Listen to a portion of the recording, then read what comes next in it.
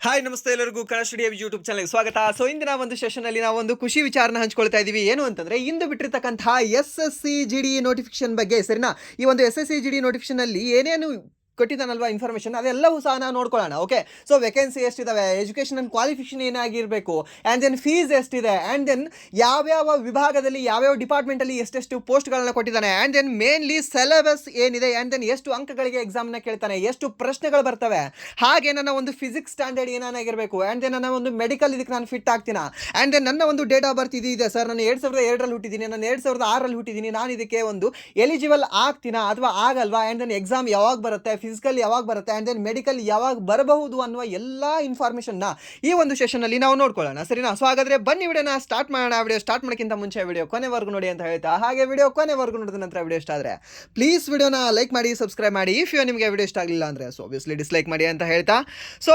Notification, ಈ ಒಂದು notification application start ಆಗೋದು ಯಾವಾಗ ಅಂತಂದರೆ ಇಂದಿನ ದಿನವೇ, ಮೀನ್ಸ್ ಈ ಡಿಸೆಂಬರ್ 1, 2025ಕ್ಕೆ ಈ ಒಂದು ಅಪ್ಲಿಕೇಶನ್ ಏನಿದೆ ಅಲ್ವಾ, ಆನ್ಲೈನ್ ಅಪ್ಲಿಕೇಶನ್ ಸ್ಟಾರ್ಟ್ ಆಗುತ್ತೆ. ಆ್ಯಂಡ್ ದೆನ್ ಈ ಒಂದು ಆನ್ಲೈನ್ ಅಪ್ಲಿಕೇಶನ್ ಎಂಡ್ ಆಗ್ತಕ್ಕಂತಹ ದಿನಾಂಕ ಯಾವುದು ಅಂತ ಕೊಟ್ಟಿದ್ದಾನೆ ಅಂತಂದರೆ 31/12/2025. ಮೀನ್ಸ್ ಈ ಒಂದು ತಿಂಗಳೇನಿದೆ ಅಲ್ವಾ, ಸಂಪೂರ್ಣ ಈ ತಿಂಗಳು, ಇವತ್ತು ಡಿಸೆಂಬರ್ ಸ್ಟಾರ್ಟ್ ಆಗಿದೆ ಅನ್ನೋದ್ರಿಂದ ಡಿಸೆಂಬರ್ ಎಂಡ್ ಆಗುತ್ತೆ ಅನ್ನೋ ದಿನದವರೆಗೂ ಸಹ ನೀವು ಈ ಒಂದು ಅಪ್ಲಿಕೇಶನ್ನ ಹಾಕಬಹುದು. ಸೊ ಎಲ್ಲರೂ ಸಹ ಅಪ್ಲೈ ಮಾಡಿ ಅಂತ ನಾನು ನಿಮಗೆ ಹೇಳ್ತೀನಿ. ಸರಿನಾ, ಆ್ಯಂಡ್ ದೆನ್ ನೆಕ್ಸ್ಟ್ ಈ ಒಂದು ಅಪ್ಲಿಕೇಶನ್ ಹಾಕಿದ ನಂತರ ಫೀ ಏನಿದೆ ಅಲ್ವಾ, ಅದನ್ನು ನಾವು ಪೇ ಮಾಡೋಕ್ಕೆ, ಫೀ ಪೇಮೆಂಟ್ನ ನಾವು ಮಾಡೋಕ್ಕೆ ಇರ್ತಕ್ಕಂಥ ಒಂದು ಕೊನೆಯ ದಿನ ಯಾವುದು ಅಂತಂದರೆ ಜನವರಿ 1, 2026. ಸರಿನಾ, 2026 ಜನವರಿ 1ನೇ ತಾರೀಕಿನವರೆಗೂ ನೀವು ಸಹ ಫೀ ಪೇಮೆಂಟ್ನ ಮಾಡಬಹುದು. ಸೊ ಪುರುಷರಿಗೆ ಹೇಳೋದಾದರೆ 100 ರೂಪಾಯಿ ಇದೆ, and then SC ST and then ಈ ಮಹಿಳೆಯರಿಗೆ 1 ರೂಪಾಯಿಯೂ ಸಹ ಇಲ್ಲ. ಸರಿನಾ, 0 ರೂಪಾಯಿ ಇದೆ. ಸೊ ಮಹಿಳೆಯರು ಎಲ್ಲರೂ ಸಹ ಇದಕ್ಕೆ ನೀವು ಅಪ್ಲೈನ ಮಾಡಿ. ಸರಿನಾ, ಸೊ ಈಸಿಯಾಗಿರುತ್ತೆ, ಆ್ಯಂಡ್ ದೆನ್ ನೀವು ಎಕ್ಸಾಮ್ ಸಹ ಪಾಸ್ ಆಗಬಹುದು.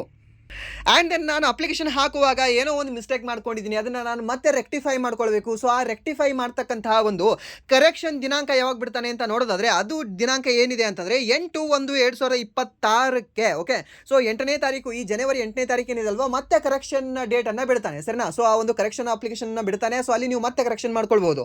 ಸೊ ಈ ದಿನಕ್ಕೆ ಯಾರೂ ಹೋಗಲೇಬೇಡಿ. ಆಲ್ಮೋಸ್ಟ್ ಏನಿದೆ ಅಲ್ವಾ, ಓಕೆ ಇವತ್ತು ಅಪ್ಲಿಕೇಶನ್ ಹಾಕದೇ ಇರಿ, ನಾಳೆ ಅಪ್ಲಿಕೇಶನ್ ಹಾಕದೇ ಇರಿ. ಓಕೆ 7ನೇ ತಾರೀಕಿಗೆ ಹಾಕಿ, 14ನೇ ತಾರೀಕಿಗೆ ಹಾಕಿ, ಇಲ್ಲಾಂದರೆ 20ನೇ ತಾರೀಕಿಗೆ ಹಾಕಿ, ಬಟ್ ಹಾಕೋವಾಗ್ಲೇ ನೀಟಾಗಿ ಹಾಕಿ. ಸರಿನಾ, ಸೊ ಯಾರು ಸಹ ಕಂಪ್ಯೂಟರ್ ಸೆಂಟರ್ಗಳಿಗೆ ಹೋಗೋದೇ ಬೇಡ. ಜಸ್ಟ್ ನಿಮ್ಮ ಒಂದು ಮೊಬೈಲ್ ಆಂಡ್ರಾಯ್ಡ್ ಇದೆಯಾ, ಒಂದು ಐಫೋನ್ ಇದೆಯಾ, ಓಕೆ ವಾಟ್ ಎವರ್ ಯಾವುದಾದ್ರೂ ಇರಲಿ, ನಿಮ್ಮ ಮೊಬೈಲ್ ಇಲ್ಲಾಂದರೆ ನಿಮ್ಮ ಹತ್ರ ಲ್ಯಾಪ್ಟಾಪ್ ಇದೆಯಾ, ಓಕೆ ಯಾವುದರಿಂದಾದರೂ ಸಹ ಒಟ್ಟಿನಲ್ಲಿ ನೀವೇ ಹಾಕಿ. ಸರಿನಾ, ನಿಮ್ಮ ಒಂದು ಸ್ವತಃ ನಿಮ್ಮ ಕೈಯಿಂದನೇ ಹಾಕಿ. ಸೊ ಅಲ್ಲಿ ಮಿಸ್ಟೇಕ್ ಆಗೋ ಚಾನ್ಸಸ್ ಕಡಿಮೆ ಇರ್ತವೆ. ಸೊ 0% ಇರ್ತವೆ. ಓಕೆ, ಸೊ ನೀವೇನಾದರೂ ಕಂಪ್ಯೂಟರ್ ಸೆಂಟರ್ಗೆ ಹೋಗಿ ಹಾಕಿದ್ರೆ ಓಕೆ, ಅಲ್ಲಿ ನೀವು ಈ ಒಂದು 8ನೇ ತಾರೀಕಿಗಾಗಿ ಮತ್ತೆ ಕಾಯಬೇಕಾಗತ್ತೆ.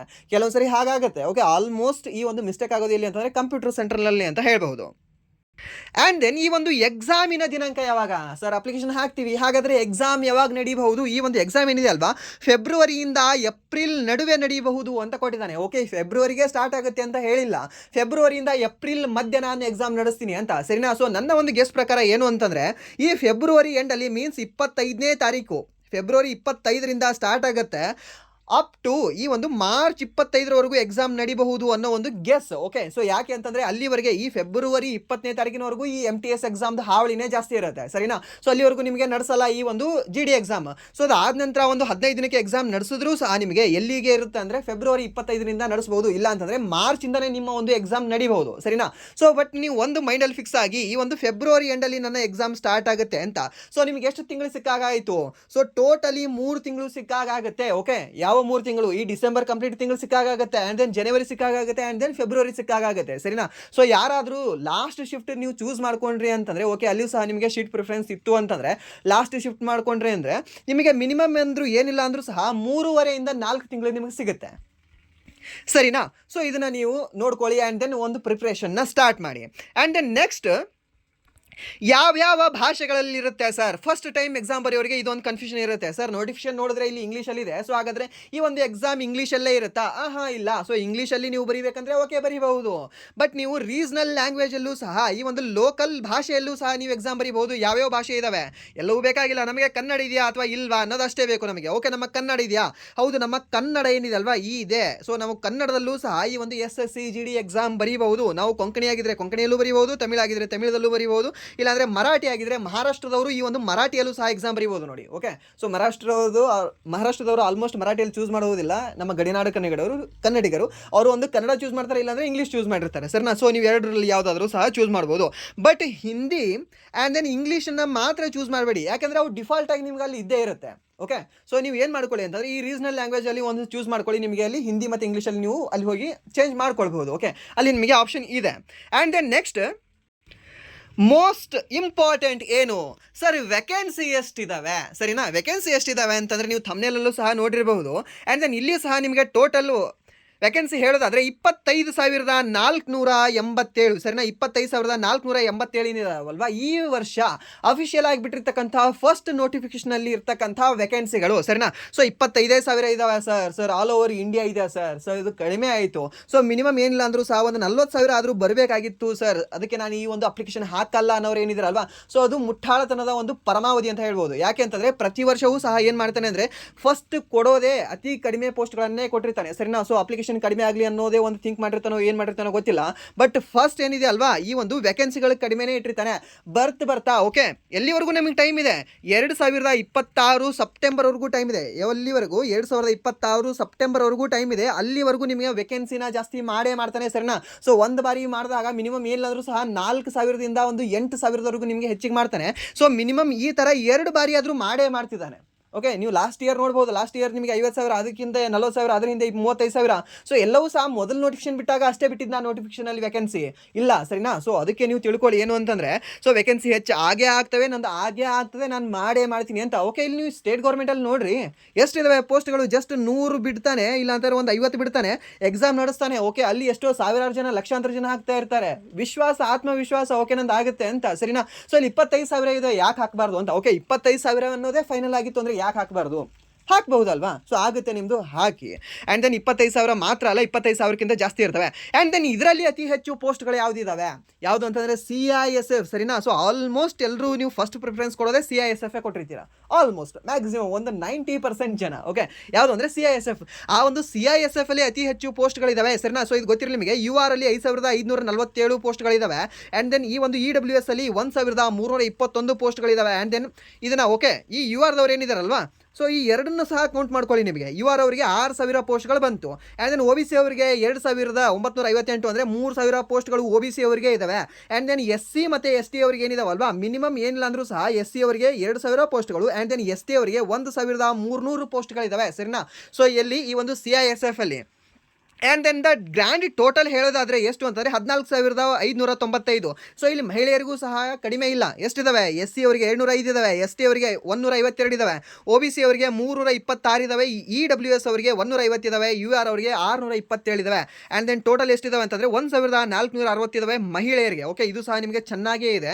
ಈ ಮಹಿಳೆಯರು ಏನಿದಾರಲ್ವಾ, ಸೊ ಫ್ರೀ ಇದೆ ನಿಮಗೆ, ಹಾಕಿದ್ದಾನೆ. ಓಕೆ, ಫಸ್ಟ್ ನೀವು ಪ್ರಿಫರೆನ್ಸ್ ಏನಿದೆ ಅಲ್ವಾ, ಸೊ ನೀವು CISF ಹಾಕೋದಾದರೆ CISF ಹಾಕಿ. ಸೊ ನಾನು ನಿಮಗೆ ಲಾಸ್ಟಲ್ಲೂ ಸಹ ಒಂದು ಪ್ರಿಫರೆನ್ಸ್ನ ಹೇಳ್ತೀನಿ ಸರಿನಾ. ಸೊ ನನ್ನ ಪ್ರಕಾರ ಹಾಕೋದಾದರೆ ಹಾಕಿ, ಇಲ್ಲಾಂದರೆ ನಿಮ್ಮ ಇಷ್ಟಕ್ಕೆ ಪ್ರಕಾರ ಹಾಕೋದಾದರೆ ನೀವು ಸಹ ಹಾಕಿ. ಓಕೆ, ಆ್ಯಂಡ್ ದೆನ್ BSF ಅಲ್ಲಿ ಈ ವರ್ಷ ಕಡಿಮೆ ಇದ್ದಾವೆ ಪೋಸ್ಟ್ಗಳು. ಅತಿ ಕಡಿಮೆ ಇರೋದೇ BSF ಅಲ್ಲಿ ಈ ವರ್ಷ. ಎಷ್ಟಿದ್ದಾವೆ, 616 ಇದ್ದಾವೆ. ಬಟ್ ನಿಮ್ಗೆ ಇನ್ನೊಂದು ತಿಳ್ಕೊಳ್ಳಿ, ಅತಿ ಕಡಿಮೆ ಕಟ್ ಆಫ್ ನಿಲ್ಲೋದು ಸಹ ಇದೇ BSFಗೆ ನಿಲ್ಲುತ್ತೆ. ಓಕೆ, ಸೊ ಯಾರಿಗೆ ದೇಶಭಕ್ತಿ ಜಾಸ್ತಿ ಇದೆ ಅಲ್ವಾ, ಸೊ ಅವ್ರು ನೀವು BSF ಅಲ್ಲಿ ಹಾಕ್ಬೋದು. ಓಕೆ, ಚೂಸ್ ಮಾಡ್ಕೊಳ್ಳಿ BSFನ. ಆ್ಯಂಡ್ ನೆಕ್ಸ್ಟ್ ಈ CRPF ಅಲ್ಲಿ ಎಷ್ಟಿದಾವೆ ಪೋಸ್ಟ್ಗಳು, 5,490 ಇದ್ದಾವೆ ಸರಿನಾ. ಸೊ ಸೆಕೆಂಡ್ ಹೈಯೆಸ್ಟ್ ಯಾವುದ್ರಲ್ಲಿ ಇದಾವೆ ಅಂದರೆ CRPF ಅಲ್ಲಿ ಇದಾವೆ ನೋಡಿ. ಓಕೆ, CRPF ಅಲ್ಲಿ ಟೋಟಲಿ ಹೇಳೋದಾದರೆ ಈ ಒಂದು ಪುರುಷರಿಗೆ 2,523 ಇದ್ದಾವೆ. ಆ್ಯಂಡ್ ದೆನ್ ಮಹಿಳೆಯರಿಗೆ 124 ಇದ್ದಾವೆ. ಓಕೆ, ಯಾರಿಗೆ, ಈ ಒಂದು ಮಹಿಳೆಯರಿಗೆ CRPF ಅಲ್ಲಿ. ಆ್ಯಂಡ್ ದೆನ್ ಈ 0 ಇರೋದು ಮಹಿಳೆಯರಿಗೆ ಕಂಪ್ಲೀಟ್ಲಿ 0 ಇದ್ದಾವೆ ಇದರಲ್ಲಿ SSB ಅಲ್ಲಿ. ಓಕೆ, ಸೊ SSB ಮೇಲೆ ಸಹ ಆಸೆ ಜಾಸ್ತಿ ಇಟ್ಟಿರ್ತೀರಾ ಸರಿನಾ. ಬಟ್ ಈ SSB ಅಲ್ಲಿ ಏನಿದೆ ಅಂತಂದರೆ ಈ ವರ್ಷ ಮಹಿಳೆಯರಿಗೆ ಕಂಪ್ಲೀಟ್ 0 ಇದ್ದಾವೆ. ಓಕೆ, ಬಟ್ ಪುರುಷರಿಗೆ ಅಪಾರ್ಚುನಿಟಿ ಇದೆ. ಎಷ್ಟು ಅಂತಂದರೆ 1,764 ಪೋಸ್ಟ್ಗಳಿದ್ದಾವೆ. ಓಕೆ, ಎಷ್ಟಿದ್ದಾವೆ, 1,764 ಪೋಸ್ಟ್ಗಳಿದ್ದಾವೆ. ಆ್ಯಂಡ್ ದೆನ್ ITBP ಅಲ್ಲಿ ಎಷ್ಟಿದ್ದಾವೆ, ಪುರುಷರಿಗೆ 1,099 ಪೋಸ್ಟ್ ಇದ್ದಾವೆ, ಮಹಿಳೆಯರಿಗೆ 194 ಪೋಸ್ಟ್ ಇದ್ದಾವೆ. ಆ್ಯಂಡ್ ದೆನ್ ಈ ಒಂದು AR ಅಲ್ಲಿ ಎಷ್ಟು ಪೋಸ್ಟ್ ಇದ್ದಾವೆ ಅಂತ ಹೇಳಿದ್ರೆ 1,556 ಇದ್ದಾವೆ. ಆ್ಯಂಡ್ ದೆನ್ ಮಹಿಳೆಯರಿಗೆ 150 ಪೋಸ್ಟ್ಗಳಿದ್ದಾವೆ. ಆ್ಯಂಡ್ ದೆನ್ ನೆಕ್ಸ್ಟ್ SSF ಅಲ್ಲಿ. ಓಕೆ, ಈ SSF ಅಲ್ಲೂ ಸಹ ಪುರುಷರಿಗೆ ಮಾತ್ರ ಪೋಸ್ಟ್ಗಳಿದ್ದಾವೆ. ಎಷ್ಟು, 23, ಮಹಿಳೆಯರಿಗೆ ಇಲ್ಲವೇ ಇಲ್ಲ. ಓಕೆ, ಸೊ ನಿಮ್ಮ ಫಸ್ಟ್ ಪ್ರಿಫರೆನ್ಸ್ ಹುಡುಗರದು ಏನಿದೆ ಅಲ್ವಾ, SSF ಹಾಕಿ. ಆ್ಯಂಡ್ ದೆನ್ ಸೆಕೆಂಡ್ SSB ಹಾಕಿ, ಥರ್ಡ್ CISF ಹಾಕಿ. ಓಕೆ, ಫಸ್ಟ್ ಯಾವುದು ಅಂತಂದರೆ SSF ಹಾಕಿ, ಸೆಕೆಂಡ್ ಯಾವುದು ಅಂದರೆ SSB ಹಾಕಿ, ಥರ್ಡ್ ಯಾವುದು ಅಂತಂದರೆ CISF ಹಾಕಿ. ಓಕೆ, ಸೊ ಈ CISF ಯಾರು ನಾನು ನೆಕ್ಸ್ಟ್ ಸಹ ಓದ್ತೀನಿ ಅನ್ನೋರು ಇರ್ತೀರಲ್ವ, ಸೊ CISF ಹಾಕಿ ನೀವು. ಫಸ್ಟ್ ಪ್ರಿಫರೆನ್ಸ್ ಇವು ಏನಿದಾವಲ್ಲ ಈ 3 ಪ್ರಿಫರೆನ್ಸ್ನ ಕೊಡಿ ನೀವು. ಓದೋರು ಇದ್ದರೆ ಓಕೆ ನಾನು ನೆಕ್ಸ್ಟ್ ಬೇರೆ ಎಕ್ಸಾಮ್ಗೆ ಓದ್ತೀನಿ ಸರ್, ನಾನು ಮತ್ತೆ ಬೇರೆ ಏನಾದರೂ ಮಾಡ್ಕೊಳ್ತೇನೆ, ಸೊ ಇದಕ್ಕೆ ಮಾತ್ರ ನಾನು ಸೆಟಲ್ ಡೌನ್ ಆಗೋಕ್ಕೆ ನನಗೆ ಇಷ್ಟ ಇಲ್ಲ, ಸೊ ಆ ಥರ ಯಾರು ಇರ್ತೀರಲ್ವಾ, ಸೊ ಅವರು CISF ಆ್ಯಂಡ್ ದೆನ್ SSB ಮತ್ತು SSFನ ಫಸ್ಟ್ ಪ್ರಿಫರೆನ್ಸ್ ಆಗಿ ತೊಗೊಳ್ಳಿ. ಆ್ಯಂಡ್ ದೆನ್ ಇದಾದ ನಂತರ ನಾನು ತೊಗೊಳ್ತೀನಿ ಅಂತಂದರೆ ಈ ಅಸ್ಸಾಂ ರೈಫಲ್ಸ್ ಏನಿದೆ ಅಲ್ವಾ, ಅಸ್ಸಾಂ ರೈಫಲ್ಸ್ನ ತೊಗೊಳ್ಳಿ. And then next Assam rifles ಇದೆ. ಆ್ಯಂಡ್ ದೆನ್ ನೆಕ್ಸ್ಟ್ ಅದು ಆದ ನಂತರ ನಾವು ಹೇಳೋದಾದರೆ ಈ ITBP ಅಂತ ಹೇಳ್ತೀವಿ ಸರ್, ITBPನ ಹಾಕೊಳ್ಳಿ. And then next CRPF and then next BSFನ ಈ ರೀತಿ ಒಂದು ಪ್ರಿಫರೆನ್ಸ್ನ ಕೊಡಿ. ಓಕೆ, ಸೊ ನಿಮಗೆ ಜಾಸ್ತಿ ನಿಮಗೆ ಕೊಡಬೇಕು ಅಂತ ಇದ್ದಾನೆ BSF ಕೊಡಿ, ಪ್ರಾಬ್ಲಮ್ ಇಲ್ಲ.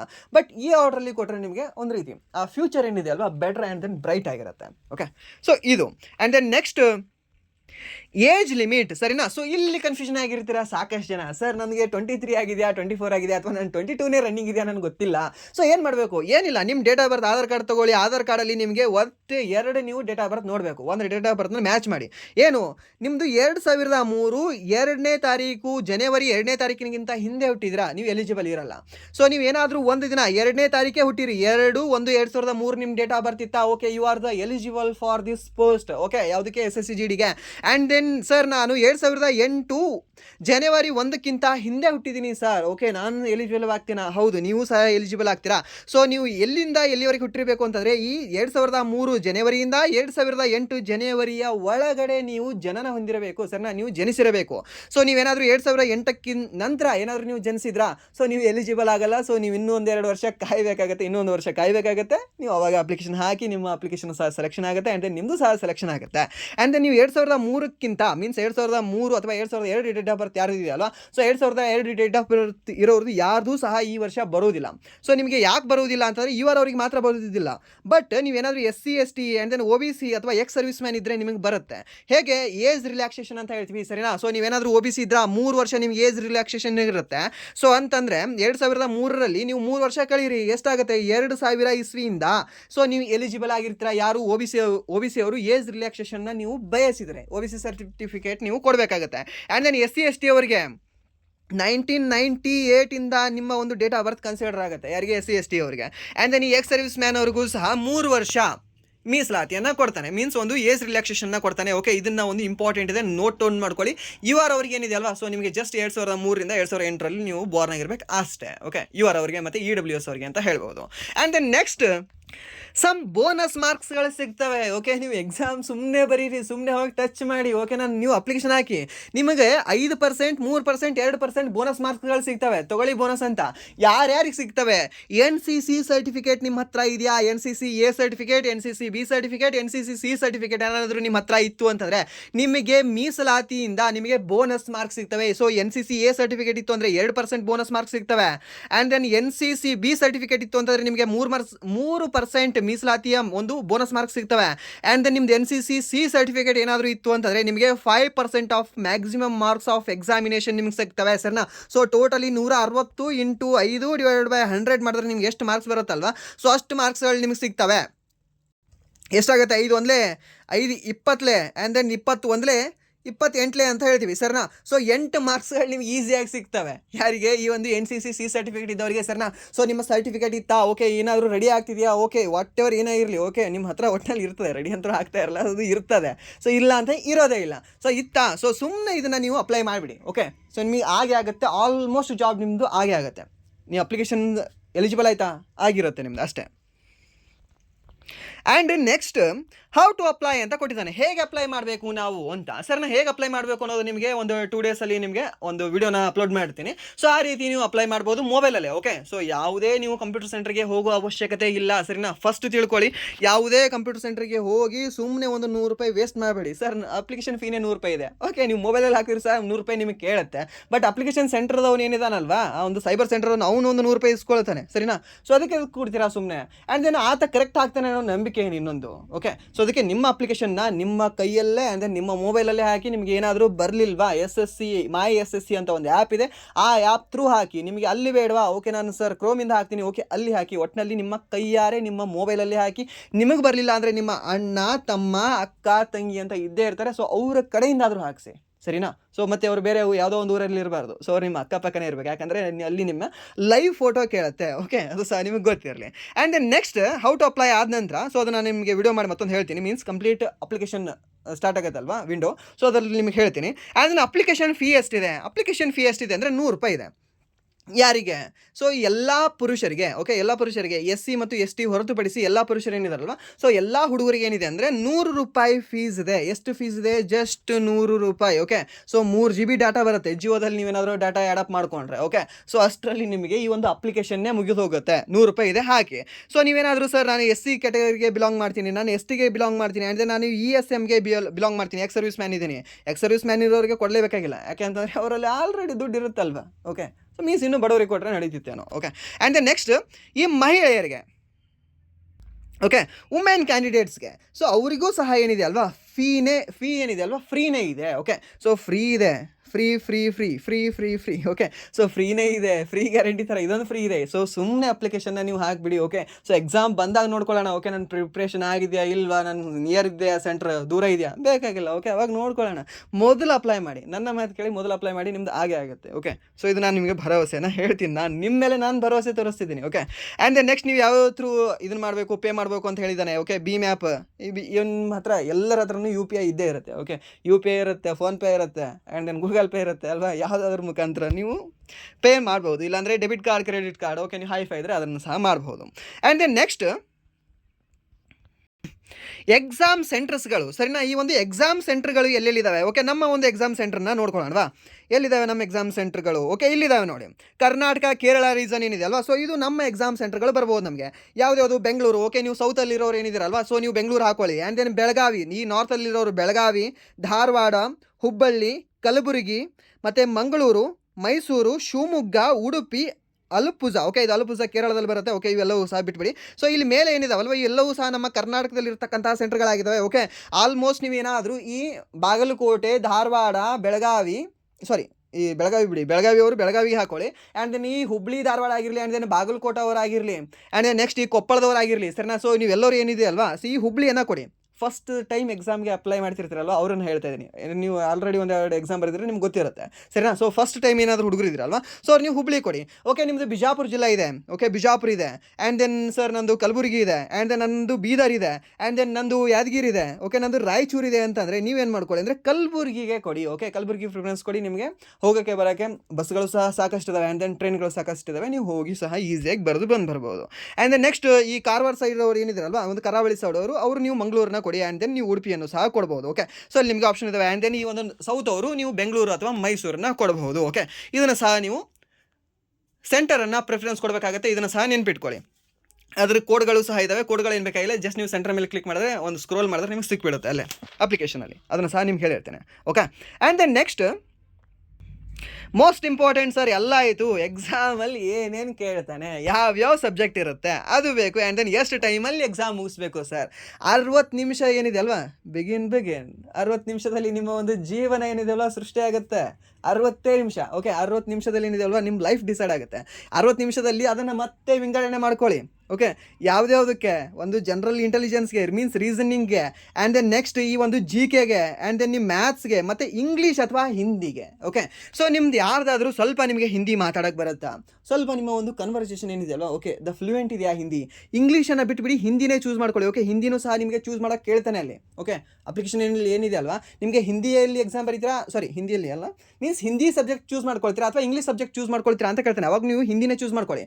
ಬಟ್ ನನಗೆ ಸರ್ ನನಗೆ ಹಿಂದಿ ಮತ್ತು ಇಂಗ್ಲೀಷ್ ಎರಡೂ ಸಹ ಇದ್ರೇನೋ ಓಕೆ ಇದಾವೆ, ಯಾವ್ದು ತೊಗೊಂಡ್ರೆ ನನಗೇನಿಲ್ಲ ಸರ್ ಅಂತ ಇದ್ದರೆ ಅವಾಗ ನೀವು ಇಂಗ್ಲೀಷನ್ನು ಚೂಸ್ ಮಾಡ್ಕೊಳ್ಳಿ. ಯಾಕೆಂದರೆ ನಿಮ್ಗೆ ಬೇರೆ ಎಕ್ಸಾಮ್ಗೆ ಸಹ ಯೂಸ್ ಆಗುತ್ತೆ. ಓಕೆ, ಸೊ ಇಲ್ಲಿ ರೀಸನಿಂಗ್ ಇದೆ. ರೀಸನಿಂಗ್ಗೆ ಟೋಟಲಿ ಎಷ್ಟು ನಂಬರ್ ಕ್ವಶನ್ ಇದ್ದಾವೆ ಅಂದರೆ 20 ಕ್ವಶನ್ ಇದ್ದಾವೆ. ಮಾರ್ಕ್ಸ್ ಎಷ್ಟಿದ್ದಾವೆ ಅಂದರೆ 40 ಮಾರ್ಕ್ಸ್ ಇದ್ದಾವೆ. ಒಂದು ಕ್ವಶನ್ಗೆ 2 ಅಂಕಗಳು ನೀಡ್ತಾನೆ. ಓಕೆ, ಒಂದು ಕ್ವಶನ್ಗೆ 2 ಅಂಕಗಳನ್ನು ನೀಡ್ತಾನೆ, ಪಾಸಿಟಿವ್ ಅಂಕಗಳು. ಆ್ಯಂಡ್ ದೆನ್ ಈ ಒಂದು GKಯಲ್ಲಿ ಎಷ್ಟಿದ್ದಾವೆ? 20 ಕ್ವಶನ್ ಇದ್ದಾವೆ, 40 ಅಂಕಗಳು ಬರ್ತವೆ. ಆ್ಯಂಡ್ ದೆನ್ ಈ ಒಂದು ಮ್ಯಾಥ್ಸಲ್ಲಿ ಎಷ್ಟಿದ್ದಾವೆ? 20 ಕ್ವಶನ್ಗಳು ಬರ್ತವೆ, 40 ಅಂಕಗಳು ಬರ್ತವೆ. ಆ್ಯಂಡ್ ದೆನ್ ಈ ಒಂದು ಇಂಗ್ಲೀಷ್ ಅಥವಾ ಹಿಂದಿಯಲ್ಲಿ 20 ಕ್ವಶನ್ಗಳು ಬರ್ತವೆ, 40 ಅಂಕಗಳಿದ್ದಾವೆ. ಸರಿನಾ? ಸೊ ನಿಮಗೆ ಇದನ್ನು ನಾನು ಭರವಸೆ ಕೊಡ್ತೀನಿ. ಯಾವುದು? ಈ GKನ ನಾನು ಭರವಸೆ ಕೊಡ್ತೀನಿ. ಎಷ್ಟಕ್ಕೆ? 20 ಅಂಕಗಳಿಗೆ ನಾನು ನಿಮಗೆ ಭರವಸೆನ ಕೊಡ್ತೀನಿ. ಮೀನ್ಸ್ 20 ಅಂಕಗಳಲ್ಲಿ 20 ಪ್ರಶ್ನೆಗಳಿಗೆ ನಾನು ನಿಮಗೆ ಭರವಸೆನ ಕೊಡ್ತೀನಿ. ನಾನು ಕ್ಲಾಸ್ ಮಾಡೋಕ್ಕೆ ಸ್ಟಾರ್ಟ್ ಮಾಡ್ತೀನಿ.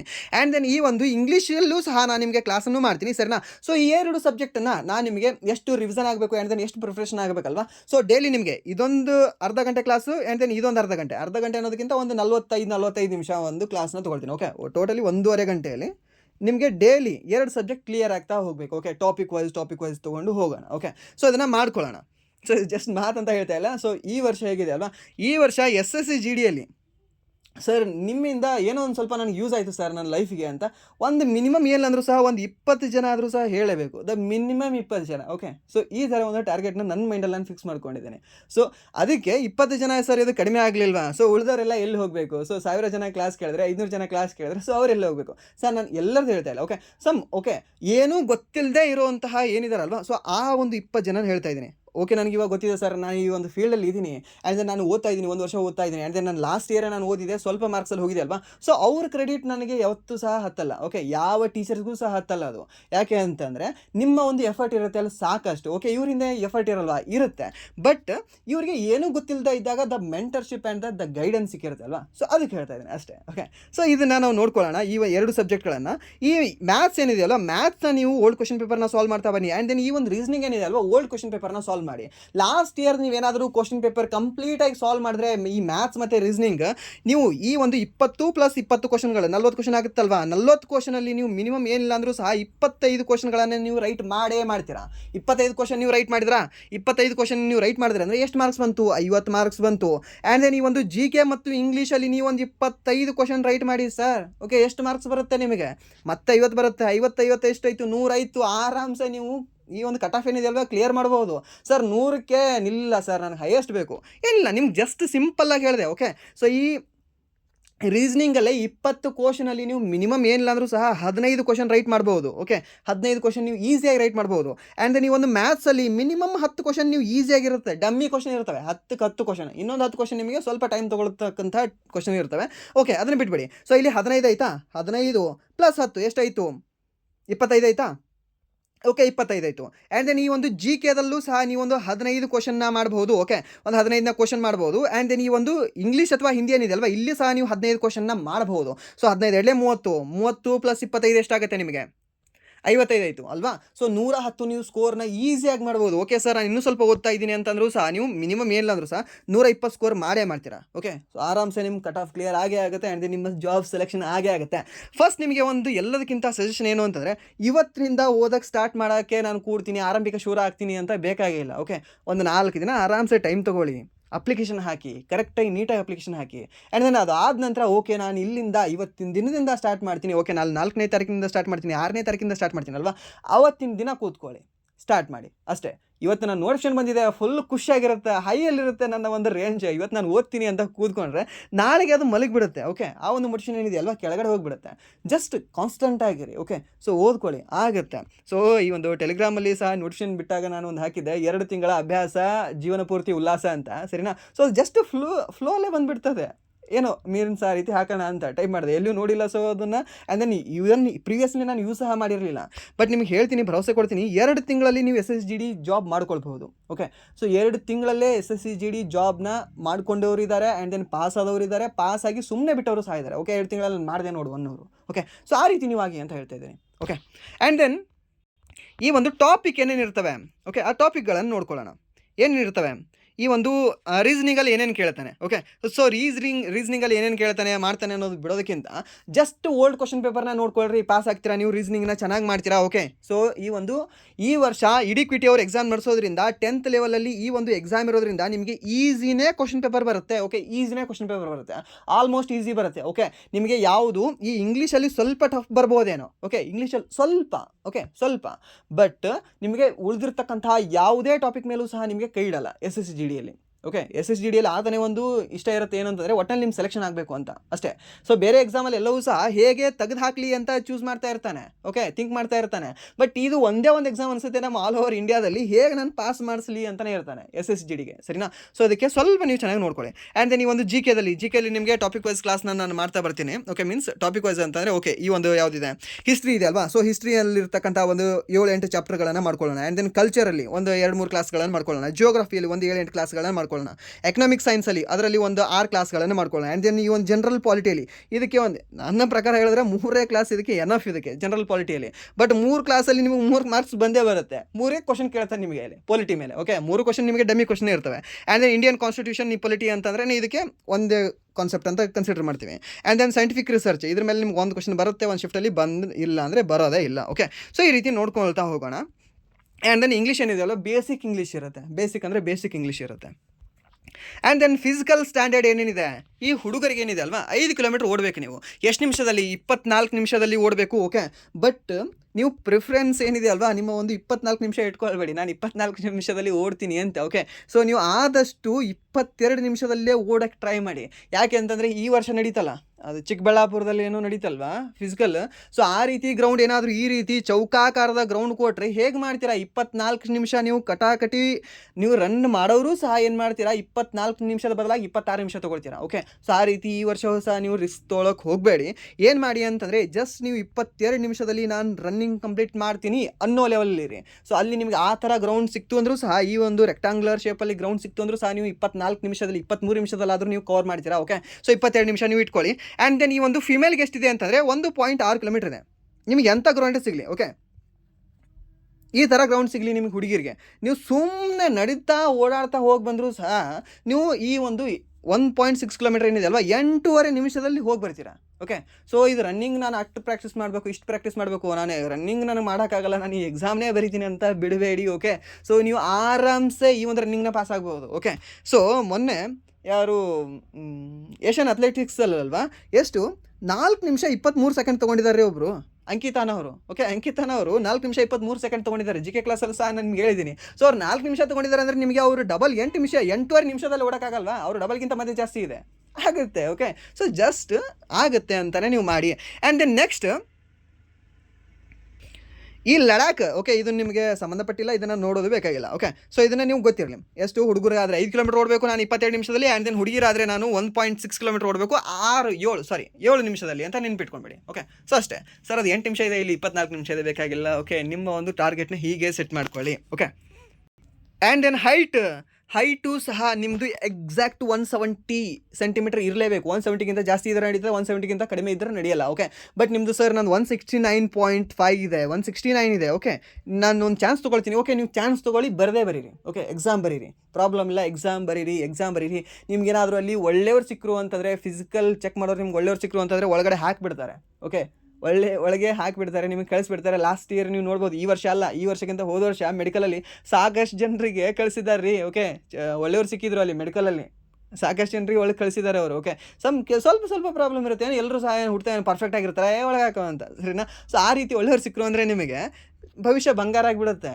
ಹಾಕಿ ನೀವು. ಓಕೆ, 170+ ಇತ್ತಾ, ಹಾಕಿ. ಆ್ಯಂಡ್ ದೆನ್ 170ಗಿಂತ 169 169.5 ತಂದರೂ ಸಹ ನೀವು ಹಾಕಿ. ಆ್ಯಂಡ್ ದೆನ್ ಈ ಮಹಿಳೆಯರಿಗೆ ಹುಡುಗಿರಿಗೆ ಎಷ್ಟಿದೆ? ಹುಡುಗಿರು 157 ಇದೆ. ಓಕೆ, ಸೊ ಇವ್ರು ಹುಡುಗಿರು ಸಹ ನೀವು ಹಾಕಬಹುದು. ಇಷ್ಟೇ. ಆ್ಯಂಡ್ ದೆನ್ ಚೆಸ್ಟ್ದು ಎಷ್ಟಿರಬೇಕು ಹುಡುಗರಿಗೆ? ಅನ್ಎಕ್ಸ್ಪೆಂಡೆಡ್ 80 ಇರಬೇಕು. ಆ್ಯಂಡ್ ದೆನ್ ಎಕ್ಸ್ಪೆಂಡ್ ಆಗಿ 85 ಆದರೂ ಆಗಬೇಕು, ಸರಿನಾ? ಎಕ್ಸ್ಪೆನ್ಷನ್ ಏನಿದೆ ಅಲ್ವಾ, ಒಂದು 5 ಸೆಂಟಿಮೀಟರ್ ಆಗಬೇಕು. ಆ್ಯಂಡ್ ದೆನ್ ಅನ್ಎಕ್ಸ್ಪೆಂಡೆಡ್, ಓಕೆ, ನಾರ್ಮಲ್ ಆಗಿ ನೀವು ಉಸಿರು ತೊಗೊಂಡು ನಿಶ್ವಾಸದಲ್ಲಿ ಇದ್ದೀರಾ ಅಂತಂದರೆ, ಸೊ ಅವಾಗ ನಿಮ್ದು ಎಷ್ಟಿರಬೇಕು ಅಂತಂದರೆ ಒಂದು 80 ಸೆಂಟಿಮೀಟರ್ ಇರಬೇಕು ಅಂತ ಹೇಳಿದ್ದಾರೆ. ಓಕೆ, ಚೆಸ್ಟ್ನ ಸಹ ನೀವು ಮೇಂಟೈನ್ ಮಾಡಿ. ಸೊ ರನ್ನಿಂಗ್ ಮಾಡ್ತಾ ಇದ್ದರೆ ನಿಮ್ಮ ಚೆಸ್ಟ್ ಏನಿದೆ ಅಲ್ವಾ ಕಡಿಮೆ ಆಗ್ತಾ ಬರುತ್ತೆ. ಸೊ ಅದಕ್ಕೆ ಪುಷಪ್ಗಳನ್ನು ಜಾಸ್ತಿ ಮಾಡ್ಕೊಳ್ಳಿ. ಓಕೆ, ಒಂದು ರೀತಿ ನೀವು ನಿಮ್ಮ ಡಯಟನ್ನು ಸಹ ಮೇಂಟೈನ್ ಮಾಡ್ತಾನೆ ಬನ್ನಿ. ಓಕೆ, ನಿಮ್ಮ ಎಕ್ಸಾಮ್ ಆದ ನಂತರ ಸೊ ಇದನ್ನು ನೋಡ್ಕೊಳ್ಳಿ. ಸೊ ಇದು ಯಾವ ಕ್ಯಾಟಗರಿಗೆ ಇದ್ದಾವೆ? ಓಕೆ, ನಿಮ್ಮ ಬರ್ತವೆ ಇಲ್ಲಿ ST ಏನಿದಾರಲ್ವಾ, ಸೊ ಅವರಿಗೆ ಇದು ರಿಲ್ಯಾಕ್ಸೇಷನ್ ಇದೆ ನೋಡಿ. ಓಕೆ, ಅವ್ರಿಗೆ ಎಷ್ಟಿದೆ ಅಂದರೆ 76 ಮತ್ತು 5 ರಿಲ್ಯಾಕ್ಸೇಷನ್ ಬೇಕು. 76 ಅವ್ರಿಗೆ ಅನ್ಎಕ್ಸ್ಪ್ಯಾಂಡೆಡ್ ಇರಬೇಕು, ಸರಿನಾ? ಸೊ ಅದನ್ನು ಸಹ ನೀವು ಯೂಸ್ ಮಾಡ್ಕೊಳ್ಳೋರಾಗಿದ್ದರೆ ಯೂಸ್ ಮಾಡ್ಕೊಳ್ಬಹುದು. ಆ್ಯಂಡ್ ದೆನ್ ನೆಕ್ಸ್ಟ್ BMI ಸಹ ಕರೆಕ್ಟಾಗಿರಬೇಕು. ಓಕೆ, ಈ BMI ಏನಿದೆ ಅಲ್ವಾ ಹುಡುಗಿರಿಗೆ, ಸೊ BMI ಸಹ ಕರೆಕ್ಟಾಗಿರಬೇಕು. ಬಾಡಿ ಮಾಸ್ ಇಂಡೆಕ್ಸ್ ಅಂತ ಹೇಳ್ತೀವಿ, ಸರಿನಾ? ಬಾಡಿಗೆ ಹೈಟ್ ತಕ್ಕಾಗೆ ವೇಟ್ ಇರಬೇಕು ಅಂತ ಹೇಳ್ತದೆ, ಸರಿನಾ? ಸೊ ಅದು ಸಹ ನಿಮ್ದು ಇರಬೇಕು. And then next medical examination ಇದೆಲ್ಲವೂ ಸಹ ಡಾಕ್ಯುಮೆಂಟ್ ವೆರಿಫಿಕೇಷನ್ ಅದು ಇದು ಎಲ್ಲವೂ ಸಹ ಇರುತ್ತೆ. ಆ್ಯಂಡ್ ದೆನ್ ನಿಮ್ಮ ಎಕ್ಸಾಮ್ ಆದ ನಂತರ ಫಿಸಿಕಲ್ ಆದ ನಂತರ ಎಲ್ಲವೂ ಸಹ ಏನಿದೆ ಅಲ್ವಾ, ಸೊ ಇರುತ್ತೆ. Just cool. And then next mode of selection ಏನಿದೆ ಅಲ್ವಾ, ಸೊ ಇದು ನಿಮಗೆ ಹೇಳಿದ್ದೀನಿ. ಜಸ್ಟ್ ಒಂದು CBT ಎಕ್ಸಾಮ್ ಇರುತ್ತೆ, ನೆಕ್ಸ್ಟ್ PT ಎಕ್ಸಾಮ್ ಇರುತ್ತೆ, ಮೀನ್ಸ್ ಫಿಸಿಕಲ್ ಎಕ್ಸಾಮ್ ಟೆಸ್ಟ್ ಇರುತ್ತೆ. ಆ್ಯಂಡ್ ದೆನ್ ನೆಕ್ಸ್ಟ್ ಈ ಒಂದು ಮೆಡಿಕಲ್ ಟೆಸ್ಟ್ ಇರುತ್ತೆ. ಆ್ಯಂಡ್ ದೆನ್ ಮಿನಿಮಮ್ ಎಷ್ಟು ಮಾರ್ಕ್ಸ್ ತೊಗೊಂಡಿರಬೇಕು ಅಂದರೆ UR ಅವರು 30% ತೊಗೊಳ್ಳೇಬೇಕು. ಈ ಒಂದು OBC ಮತ್ತು EWS ಅವರು 25% ತೊಗೊಳ್ಳೇಬೇಕು. And then all other categories ಅವರು 20% ಆದರೂ ಕನಿಷ್ಠ ತೊಗೊಳ್ಳೇಬೇಕು. ಓಕೆ, ಸೊ ನಿಮ್ದು ಏನಾದರೂ SLCಯಲ್ಲಿ ಒಂದು 65% ನಿಮ್ದು ಆಗಿದೆಯಾ? ಓಕೆ, ನಿಮ್ಮದು ಈ ಒಂದು ಎಕ್ಸಾಮ್ ಏನಿದೆಯಲ್ಲ ಪಾಸ್ ಆಗುತ್ತೆ. ಓಕೆ ಸರ್, ನಾನು ಸ್ವಂತ ಬರ್ದಿದ್ದೀನಿ, ನಾನು 36% ಆಗಿದೆ ಅಲ್ವಾ, ನಿಮ್ದು ಈ ಎಕ್ಸಾಮ್ ಏನಿದೆಯಲ್ಲ ಪಾಸ್ ಮಾಡ್ತೀರಾ. ಸ್ವಂತ ಬರೆದು ನೀವು 36% ನೀವು ತೊಗೊಂಡ್ರು ಸಹ ಈ ಒಂದು ಎಕ್ಸಾಮ್ ನೀವು ಕ್ವಾಲಿಫೈ ಮಾಡ್ತೀರಾ. ಓಕೆ, ಈ ಒಂದು ಕಾನ್ಫಿಡೆನ್ಸ್ ಇರ್ರಿ. ಬಟ್ ನಿಮಗೆ ಒಂದು ಸಜೆಷನ್ ಏನು ಹೇಳೋದು ಅಂತಂದರೆ, ಇವತ್ತಿಂದನೇ ಒಂದು ತಿಳ್ಕೊಂಬಿಡಿ, ಟಾಕ್ಸಿಕ್ ಇರ್ತಕ್ಕಂತಹ ವ್ಯಕ್ತಿಗಳ ಒಂದು ಸಂಘವನ್ನು ಸಹಚಾರವನ್ನು ಬಿಟ್ಬಿಡಿ. ಓಕೆ, ಮೀನ್ಸ್ ಇದು ಟಫ್ ಇದೆ, SSCGD ಅಷ್ಟು ನಿಲ್ಲುತ್ತೆ, SSGD ಇಷ್ಟು ನಿಲ್ಲುತ್ತೆ, ನನ್ನ ಸ್ಟೂಡೆಂಟ್ಸ್ ಅಷ್ಟೆಲ್ಲ ಓದಿದ್ರು ಅವ್ರದ್ದು ಆಗಲಿಲ್ಲ, ಇದು ಕ್ವಶನ್ ಟಫ್ ಇದೆ, ಈ ಕ್ವಶನ್ ನೀವು ಮಾಡೋಕ್ಕಾಗಲ್ಲ, ಈ ರೀತಿ ನೆಗೆಟಿವ್ ಹೇಳ್ತಕ್ಕಂಥ ಫಸ್ಟ್ ಟೀಚರ್ಗಳನ್ನು ಬಿಟ್ಟಾಕ್ಬಿಡಿ. ಓಕೆ, ಇಫ್ ನಾನು ಹೇಳ್ತಾ ಇದ್ನ ಫಸ್ಟ್ ನನ್ನನ್ನೇ ಬಿಟ್ಟಾಕ್ಬಿಡಿ. ಅವಾಗ ನಿಮ್ಮ ಒಂದು ಜೀವನ ಏನಿದೆ ಅಲ್ವಾ ಉದ್ಧಾರ ಆಗಕ್ಕೆ ಸ್ಟಾರ್ಟ್ ಆಗುತ್ತೆ. ಫಸ್ಟ್ ನೀವು ಆ ಒಂದು ಮೈಂಡ್ ಸೆಟ್ಟಿಂದ ಬನ್ನಿ, ಆ್ಯಂಡ್ ದೆನ್ ಆ ರೀತಿ ಇರ್ತಕ್ಕಂಥ ಸಂಘದಿಂದ ಬನ್ನಿ. ಫಸ್ಟ್ ಇದು ಟಫ್ ಇದೆ, ಓಕೆ, ನಾನು ಸ್ಟೂಡೆಂಟ್ಗಳು ಅಷ್ಟು ವರ್ಷದಿಂದ ಓದ್ತಾ ಇದ್ದಾನೆ, ಓಕೆ, ಇದನ್ನು ಈಸಿಯಾಗಿ ತೊಗೊಳ್ಬೇಡಿ ನೀವು. ಓಕೆ, ಜಸ್ಟ್ ಈಸಿಯಾಗಿ ತೊಗೊಳ್ರಿ. ಓಕೆ, ಎಕ್ಸಾಮೇ ಮೊದಲು ನಿಮಗೆ ಹೇಗೆ ಅಂದರೆ ತಲೆ ಮೇಲೆ ಕೂತಿರುತ್ತೆ, ಅದ್ರ ಮೇಲೆ ಇನ್ನೊಂದು ಗುಡ್ಡ ಎತ್ಕೊಂಡು ಕೂಡ್ತೀರಾ? ಬೇಡ. Okay, just be calm and ಕೂಲಾಗಿರಿ, ಮಾಡ್ಕೊಳ್ಳಿ. ಎಕ್ಸಾಮ್ ನನಗೆ ಪಾಸ್ ಆಗದೆ ಮತ್ತೆ ಯಾರಿಗೆ ಪಾಸ್ ಆಗುತ್ತೆ? ಓಕೆ, ಯಾವನ ಹೆಸರೇ ಬರೆಯಲ್ಲ. ಓಕೆ, ಕಲ್ಲಪ್ಪ ಅಂತ ಬರೆದ್ರೆ KALAP ಅಂತ ಬರೀತಾನೆ, ಈ ಥರ ಇದ್ದವನೇ ಪಾಸ್ ಆಗಿದ್ದಾನೆ ಅಂದರೆ ನಾನು ಯಾಕೆ ಪಾಸ್ ಆಗಲ್ಲ ಸರ್? ಅಬ್ರಹಾಂ ಬೆಂಜಮಾನ್ ಅಂತ ನನ್ನ ಹೆಸರಿದೆ, ಸೊ ನನ್ನ ಸ್ಪೆಲ್ಲಿಂಗ್ ನಾನು ಕರೆಕ್ಟ್ ಬರೀತೀನಿ, ನಾನು ಯಾಕೆ ಆಗಲ್ಲ? ಓಕೆ, ಈ ರೀತಿ ಥಿಂಕ್ ಮಾಡ್ಕೊಳ್ರಿ. ಓಕೆ, ಇದು ಯಾವುದು ಮೋಟಿವೇಶನ್ ಅಲ್ಲ, ಬಕ್ವಾಸ್ ಏನು ಮೋಟಿವೇಶನ್ ಅಲ್ಲ, ಇದು ಜಸ್ಟ್ ನಿಮಗೆ ಲೈಫ್ದು ಟ್ರೂತ್ ಹೇಳ್ತಾ ಇದ್ದೀನಿ. ಓಕೆ, ಸೊ ಈ ರೀತಿ ಇರ್ತಕ್ಕಂಥ ವ್ಯಕ್ತಿಗಳ ಮೊದಲು ಸಂಘ ಬಿಟ್ಬಿಡಿ. ನೀವು ಫಸ್ಟ್ ಸ್ಟೆಪ್ಪಲ್ಲಿ ನೀವು ಪಾಸ್ ಆಗ್ತೀರಾ. ಸೆಕೆಂಡ್ ಸ್ಟೆಪ್ ಏನಿದೆ ಅಲ್ವಾ, CBT ಎಕ್ಸಾಮ್ ಇರುತ್ತೆ, ಅದನ್ನು ಪಾಸ್ ಆಗ್ತೀರಾ. ಥರ್ಡ್ ಇದ್ರೇನು ಫಿಸಿಕಲ್ ಟೆಸ್ಟ್ ಆಗುತ್ತೆ, ಅದನ್ನು ಪಾಸ್ ಆಗ್ತೀರಾ. ಫೋರ್ತ್ ಮೆಡಿಕಲ್ ಟೆಸ್ಟ್ ಇರುತ್ತೆ, ಅದನ್ನು ಪಾಸ್ ಆಗ್ತೀರಾ. ಆ್ಯಂಡ್ ದೆನ್ ನೆಕ್ಸ್ಟ್ ಒಂದು ಸ್ವೀಟ್ ತೊಗೊಂಡು ನನಗೆ ಮೀಟ್ ಆಗಿ. ಓಕೆ, ಸೊ ಒಂದು ಸ್ವೀಟ್ ತಿಂದು ಹೋಗಿಬಿಡೋಣ, ಆಯ್ತು, ಇಷ್ಟೇ.